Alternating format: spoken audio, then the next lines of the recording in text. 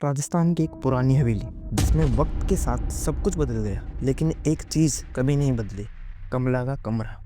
इस हवेली के बारे में कहा जाता है कि यहाँ कोई नहीं जाता, क्योंकि जिसने भी इस कमरे में के अंदर जाने की कोशिश की उसका अंजाम कुछ ऐसा था जो किसी ने सोचा भी नहीं था। पर आखिर इस कमरे का राज क्या है और कमला कौन थी? राजस्थान के एक छोटे से कस्बे के पास एक पुरानी हवेली थी जो अब भी खाली पड़ी थी। हवेली के मालिक ठाकुर रणवीर सिंह का खुद का परिवार इस हवेली को छोड़कर 40 साल पहले चला गया। कहा जाता है कि इस हवेली की एक कमरे में कमला, रणवीर की छोटी बहन का भूत बसा है। कमला एक मासूम सी लड़की थी जो अपने सपनों की दुनिया में रहती थी। उसका सपना था कि उसकी शादी एक बड़े धूमधाम से हो, लेकिन उसकी शादी की रात कुछ ऐसा हुआ जो किसी ने कभी सोचा भी नहीं था।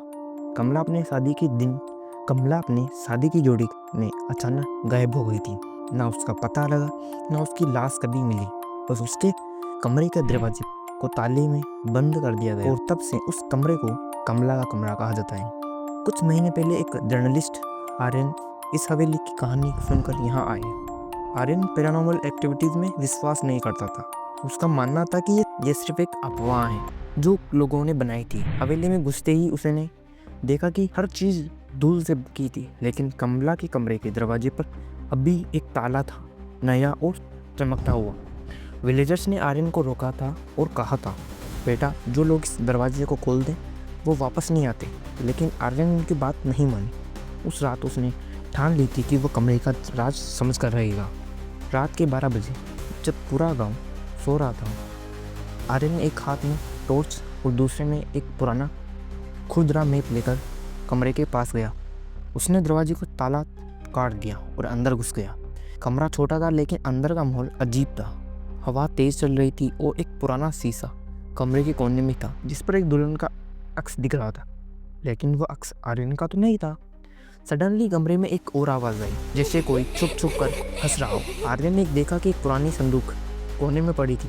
संदूक पर खून के निशान थे और एक पुराना पत्र उस पर चिपका हुआ था, ये मत खोलो वरना तुम्हारा अंजाम भी वही होगा जो कमला का हुआ था।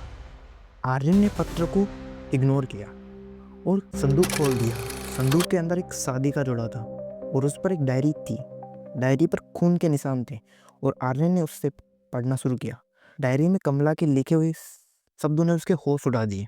मेरी शादी के दिन मेरी जान ले ली, लेकिन मुझे इसी हवेली के साथ बंद कर दिया गया। हर वो इंसान जो इस संदूक को खोलेगा उसका अंजाम भी मेरे जैसे ही होगा।